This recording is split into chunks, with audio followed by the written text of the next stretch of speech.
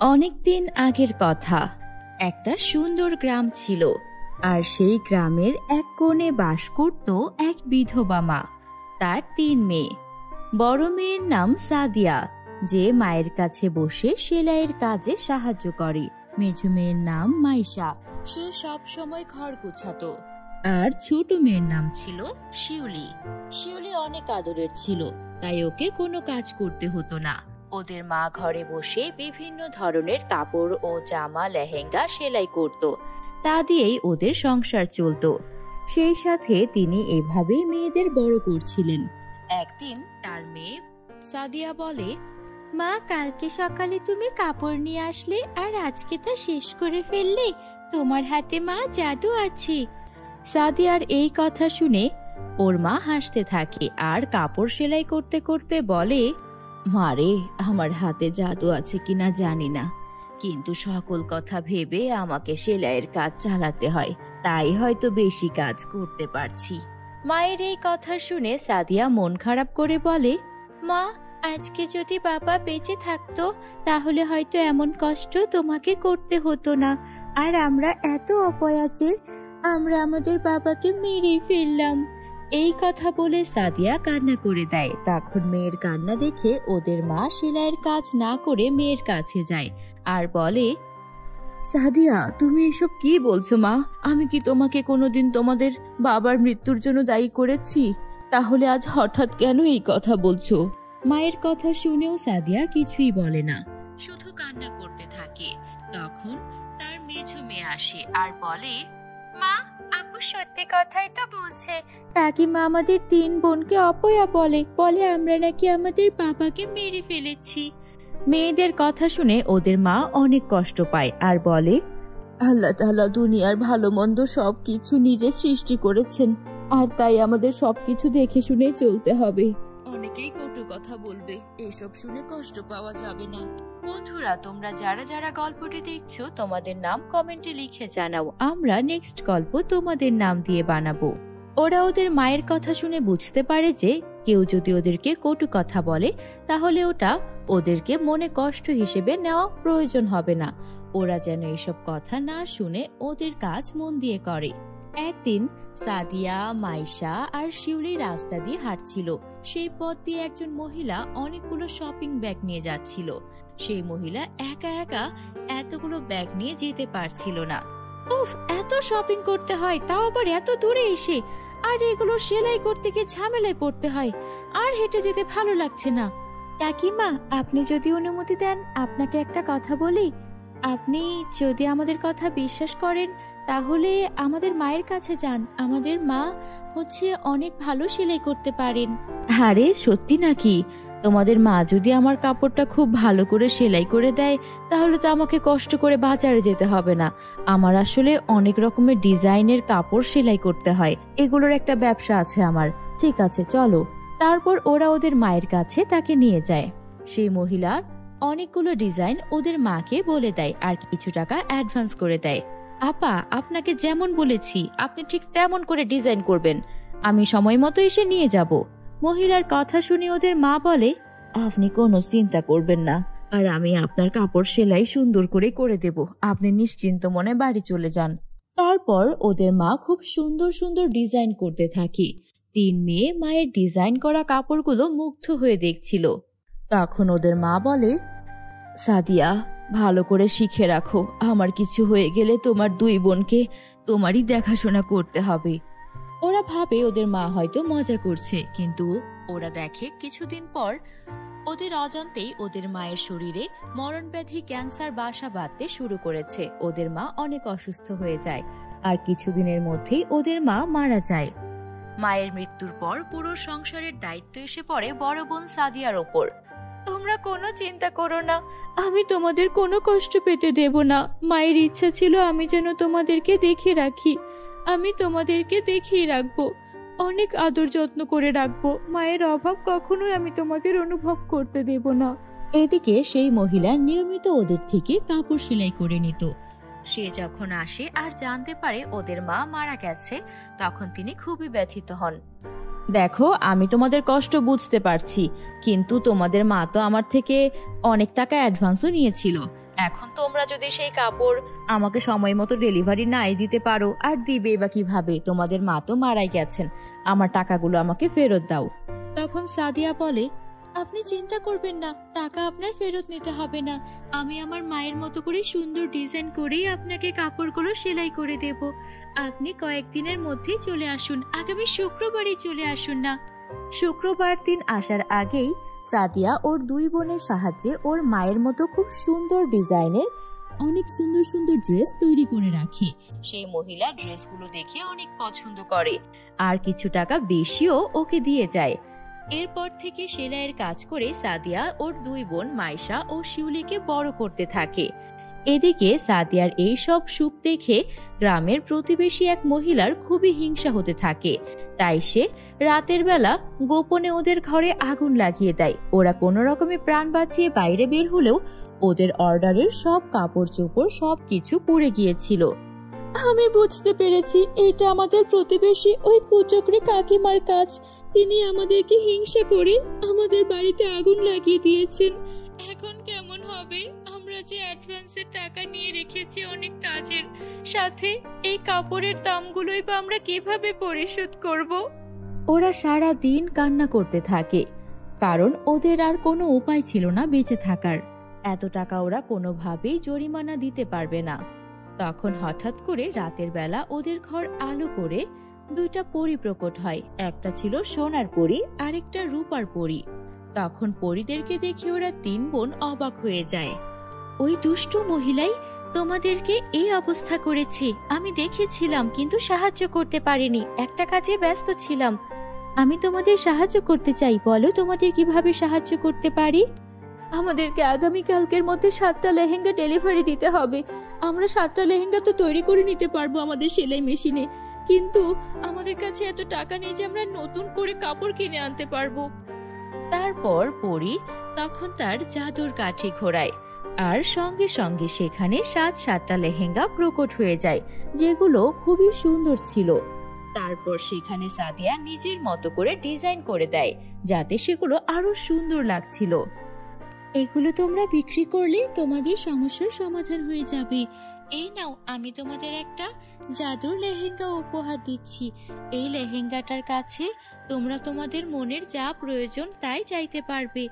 এটা তোমরা তোমাদের কাছে রাখো। এটা দিয়ে আমরা কি করব?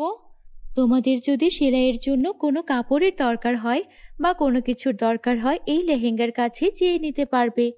তারপর ওরা সেই জাদুর লেহেঙ্গার থেকে অনেক অনেক কাপড় চেয়ে নিয়ে প্রতিনিয়ত সুন্দর সুন্দর ডিজাইনের লেহেঙ্গা বানিয়ে বিক্রি করতে থাকে। কিছুদিন পর ওরা তিন বোন খুব বড় একটা দোকান দেয়, যেখানে ওরা প্রতিনিয়ত সুন্দর সুন্দর ডিজাইনের লেহেঙ্গা বিক্রি করত। এরপর ওদের জীবনে আর কোনো কষ্ট থাকে না। ওরা তিন বোন সুখে শান্তিতে বসবাস করতে থাকে। বন্ধুরা, আমাদের চ্যানেলে নতুন হলে আমাদের চ্যানেলটিকে সাবস্ক্রাইব করতে ভুলো না যেন। Bye bye. অনেক যুগ আগের কথা। শান্তিপুর নামে একটি সুন্দর গ্রাম ছিল। সেই গ্রামে শ্রেয়া নামের এক মেয়ে তার বাবা মায়ের সাথে খুব আনন্দেই বাস করত। শ্রেয়া সারাদিন শুধু খেলাধুলা করে দিন কাটাতো। তার বাবা খুব কষ্টে সংসার চালাতো। একদিন শ্রেয়ার বাবা অসুস্থ হয়ে যায়। তখন শ্রেয়া তার বাবার কাছে গিয়ে বলে, বাবা, আজ তো তোমার শরীর অনেক খারাপ। আজ তো তাহলে তুমি বাজারে যেতে পারবে না, আর বাজারে না গেলে তো তোমার দোকানও কেউ চালাতে পারবে না। দোকান যদি না চলে আমাদের সংসার কিভাবে চলবে? আচ্ছা বাবা, আজ তাহলে তোমার বদলে আমি গিয়ে দোকান চালাই। আমি পারবো দোকান চালাতে। তুই পারবি? এভাবে দোকান চালানো মেয়েদের কাজ নয় মা। না বাবা, আমি পারবো। আমি বাজার থেকে আসার সময় তোমার জন্য কিছু নিয়ে আসবো। আমি তো কিছুই খেতে পারি না। আমি নিয়ে আসবো বাবা কিছু ফলমূল, তুমি খাবার চেষ্টা করবে। বলো বাবা, তুমি খাবে না? আর যদি না খাও অন্য কিছু বলো, আমি তোমার জন্য তাই নিয়ে আসবো। আচ্ছা ঠিক আছে, আমার জন্য ফলই নিয়ে আসিস। সাবধানে দোকান চালাস আর তাড়াতাড়ি করে বাড়িতে ফিরে আসিস। বাবা, তুমি আমার জন্য চিন্তা করো না। আমি ঠিক দেখতে তোমার দোকান একাই সামলাতে পারবো, কারণ আমি তো এখন অনেক বড় হয়ে গিয়েছি আর আমি স্কুলে অঙ্কও শিখে গেছি। তাই এখন আমাকে কেউ ঠকাতেও পারবে না। তুমি আমাকে নিয়ে একদম চিন্তা করো না বাবা। আচ্ছা মা, তুই সাবধানে থাকিস। দোকানের মধ্যে একা একা দোকান সামলানো অনেক কঠিন, আমার খুব চিন্তা হচ্ছে, তুই তাড়াতাড়ি করে দোকান বন্ধ করে বাড়ি ফিরে আসিস। বন্ধুরা, তোমরা যারা যারা গল্পটি দেখছো তোমাদের নাম কমেন্টে লিখে জানাও, আমরা নেক্সট গল্প তোমাদের নাম দিয়ে বানাবো। তারপর শ্রেয়া বাজারে চলে যায় আর বাজারে গিয়ে তার বাবার দোকান সামলায়। দোকানের মধ্যে শ্রেয়া অনেকক্ষণ ধরে বসে থাকে, কিন্তু দোকানের মধ্যে কোনো রকম লোক আসে না, আর এর জন্য শ্রেয়ার বিক্রিও হচ্ছিল না। তখনই এক বৃদ্ধ মহিলা আসে আর বৃদ্ধ মহিলা বলে, এই যে মেয়ে, শুনছো? এই দোকানের মালিক কোথায় গিয়েছে? তার সাথে আমার কিছু কথা ছিল। তুমি কে? এই দোকানে তুমি নতুন এসেছো নাকি? হ্যাঁ বুড়িমা, আমি দোকানে নতুন এসেছি, আর আজকে আমার বাবা অসুস্থ, তাই আমি আমার বাবার দোকানে এসেছি। আপনার কি এমন কথা? আপনি চাইলে আমাকে বলতে পারেন। না থাক, তোমার বাবা আসলে তখনই বলবো। তোমার বাবার সাথে এখন তাহলে তুমি বিক্রি করতে থাকো, আমি চলে যাচ্ছি। এভাবে সারাটা দিন কেটে যায়। সন্ধ্যার সময় শ্রেয়া বাড়িতে ফিরে আসে, কিন্তু সে খালি হাতে ফেরেনি। তার হাতে ছিল একটি ব্যাগ আর তার ভেতরে ছিল কিছু ফল। তখন শ্রেয়ার বাবা এটা দেখে অনেক খুশি হয়। তখন শ্রেয়ার বাবা তাকে বলে, আমার মেয়েটা আমার জন্য কত কষ্ট করে, আমার জন্য দোকানে কাজ করে আবার ফলও কিনে নিয়ে এসেছে। আমি সত্যি তোকে কি বলে যে ধন্যবাদ দেব, কিন্তু আমার যে মনে হচ্ছে রে মা, আমি আর কোনোদিন সুস্থ হতে পারবো না। এভাবে বলো না বাবা, তোমাকে ছাড়া যে আমিও নিঃস্ব হয়ে যাব। সারাদিন দোকানে তেমন বেচা কিনা হয়নি, তবে তুমি চিন্তা করো না, আমি একটা না একটা ব্যবস্থা ঠিক করে ফেলবো। সকালে ঘুম থেকে উঠে শ্রেয়া মুরগিগুলোকে খাবার দেয়। শ্রেয়া প্রতিদিন ওর মুরগিগুলোর দেখাশোনা করত। প্রতিদিনের মতো আজও ও বাজারের দিকে এগোতে থাকে আর তারপর বাবার দোকানে বসে। এসে দেখে সেই বৃদ্ধ মহিলাটি আবারও সেখানে এসে অপেক্ষা করছে।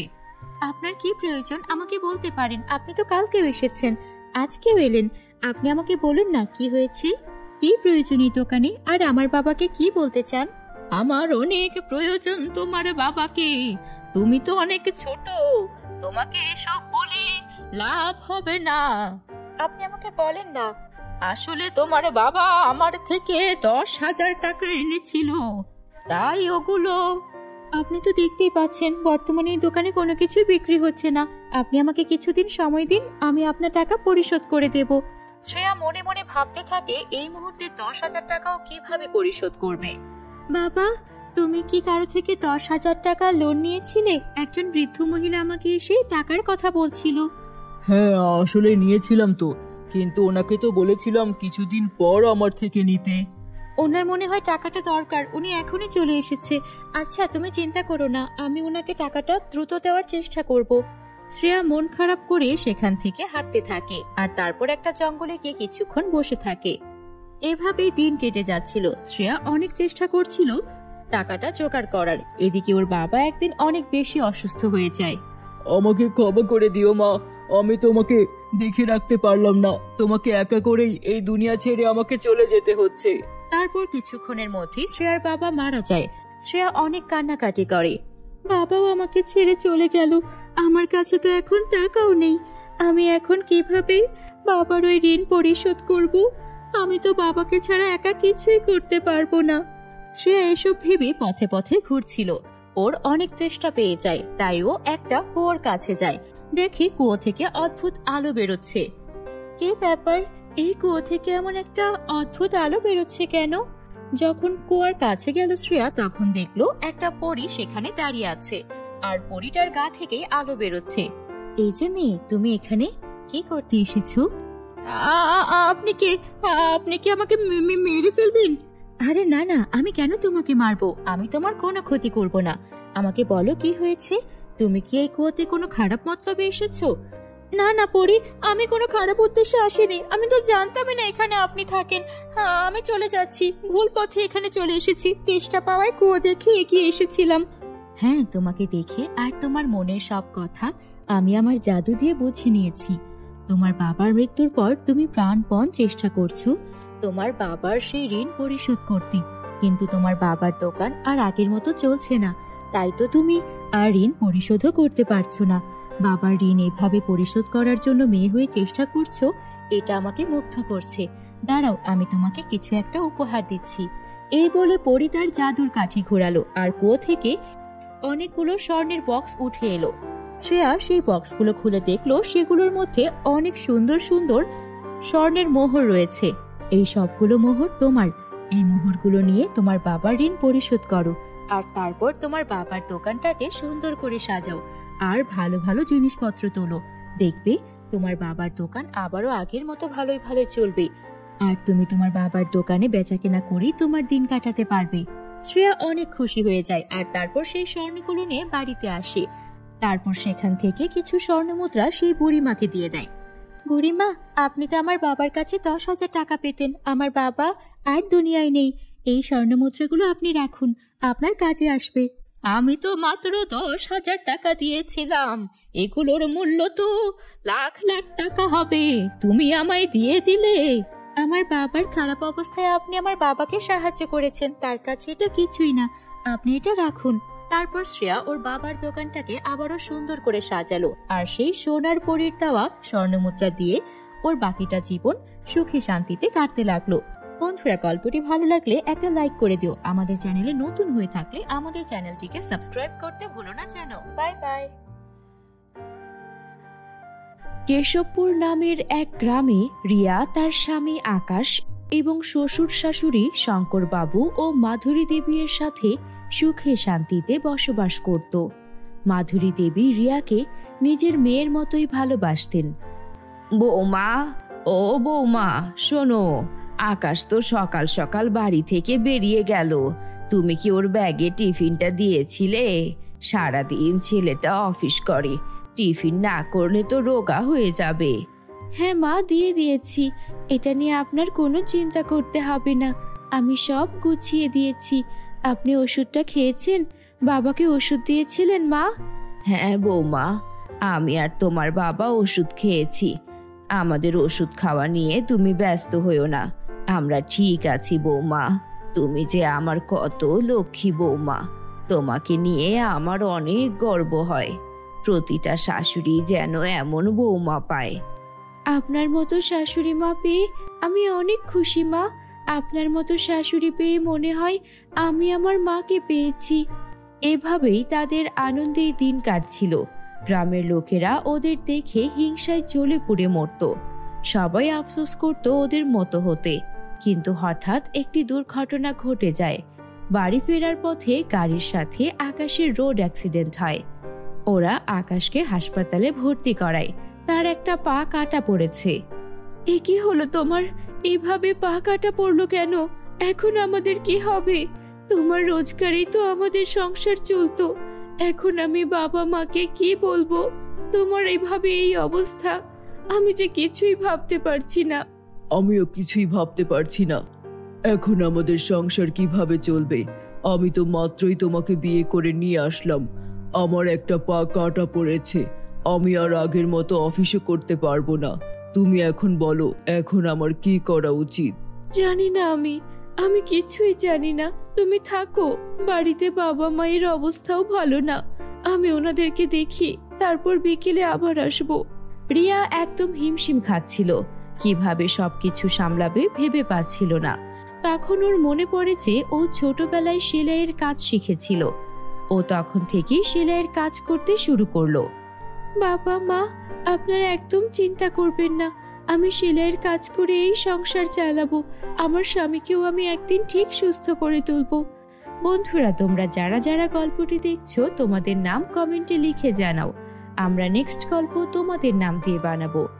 এভাবেই সব বাধা বিপত্তির মধ্যেও রিয়া সংগ্রাম করে সংসার চালিয়ে যাচ্ছিল। এভাবেই দিন কাটতে থাকে। একদিন রিয়ার ব্যাগটা নষ্ট হয়ে যায়, তাই ও তখন একটা পুরনো ব্যাগের দোকানে যায়। ওর নজর পড়ে একটি পুরনো ব্যাগের দিকে।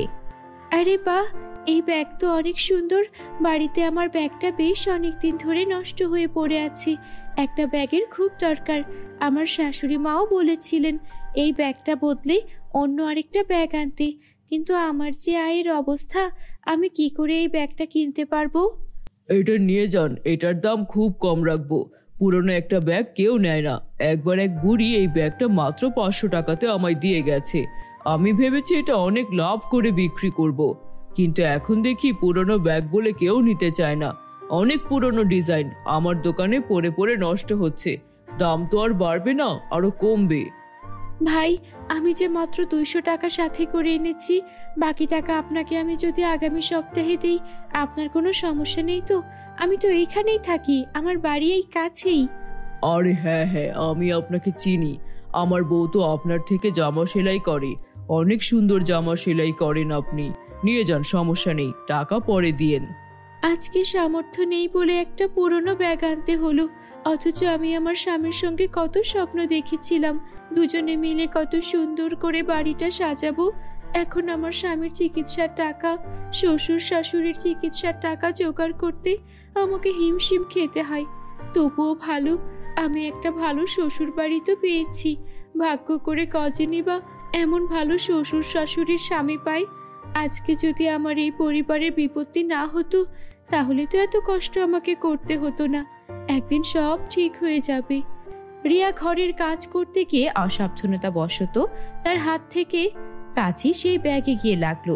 সঙ্গে সঙ্গে ব্যাগটায় একটা ফাটল সৃষ্টি হলো, আর সেই ব্যাগ থেকে বেরিয়ে এলো একটা লাল টকটকে পরী, যার নাম জ্যোৎস্না পরী। আমি জ্যোৎস্না পরী, আর এটা সোনা রূপার ব্যাগ। তুমি কি জানতে না? তুমি কি জানো যে তুমি আমার প্রাণ বাঁচিয়েছো? আমি বহু বছর ধরে এই সোনা রূপার ব্যাগে বন্দি হয়ে আছি। এই সোনা রূপার ব্যাগটাকে একটা বুড়ি তান্ত্রিক আমাকে এখানে জাদু মন্ত্র করে বন্দি করে রেখেছিল। শুধু আমি না, আমাদের পরিরাজ্যের অনেক পরীকেই এই বুড়ি তান্ত্রিক জাদু মন্ত্র দিয়ে বন্দি করে রেখেছে। কেউ আছে জাদুর আয়নায়, কেউ আছে জাদুর সেলাই মেশিনে, আবার কেউ আছে জাদুর বইতে। আমি প্রতিদিন তোমার কথা শুনতাম, কিন্তু তোমাকে সাহায্য করার মতো আমার কাছে কোনো উপায় ছিল না, কারণ আমি বন্দি ছিলাম। আমি প্রতিদিন মনে মনে বলতাম, ইস, যদি কোনোভাবে এই মেয়েটা আমায় মুক্ত করত, তাহলে আমার প্রাণটা বেঁচে যেত। আমি ওই মেয়েটাকে কিছু না কিছু সাহায্য করতে পারতাম, কারণ আমি জানতাম তুমি অনেক কষ্টে আছো, তোমার স্বামীর পা কাটা পড়েছে। আপনি এসব কি বলছেন পরি? আমার মাথায় তো কিছুই ঢুকছে না, আমি তো কিছুই বুঝতে পারছি না। আমি কি স্বপ্ন দেখছি? একদম স্বপ্ন দেখছো না। তবে আমার এই বিশ্বাস ছিল একদিন এই সোনা রূপার ব্যাগ ফেটে যাবে, আর তখনই আমি আমার আগের রূপ ফিরে পাবো। তোমাকে অনেক ধন্যবাদ। আমি তোমার স্বামীর পা একদম ঠিক করে দিচ্ছি। জ্যোৎস্না পরী আকাশের কক্ষে যায় এবং তার পা একদম সুস্থ করে যায়। আকাশ অবাক হয়ে নিজের পায়ের দিকে তাকায়। এই নাও, আমি তোমাকে এই জাদুর শাড়িটাও দিয়ে দিচ্ছি। এই শাড়ি পরে তুমি যখন আমাকে ডাকবে, আমি তখনই তোমার সামনে চলে আসব। আরেকটা কথা মনে রেখো, কখনোই কোনো কিছু নিয়ে লোভ করবে না, কেননা যদি লোভ করো তাহলে সবকিছুই আবার আগের মতো হয়ে যাবে। তোমার স্বামীর পা আবার কেটে যাবে, আর এই শাড়িটাও কিন্তু উধাও হয়ে যাবে। না না পরি, আপনি আমার জন্য, আমার পরিবারের জন্য যা করেছেন, এই ঋণ আমি কখনোই শোধ করতে পারবো না। আপনি আমার পরিবারকে নতুন জীবন দিয়েছেন, আমার কখনো লোভ করতে এতটুকুও মনে চাইবে না। আমি আপনার কাছে চিরকৃতজ্ঞ থাকব। পরি খুশি হয়ে সেখান থেকে চলে গেল আর নিজের রাজ্যে ফিরে গেল। রিয়া যেন নিজের চোখকে বিশ্বাস করতে পারছিল না। রিয়ার পরিবার অনেক খুশি ছিল।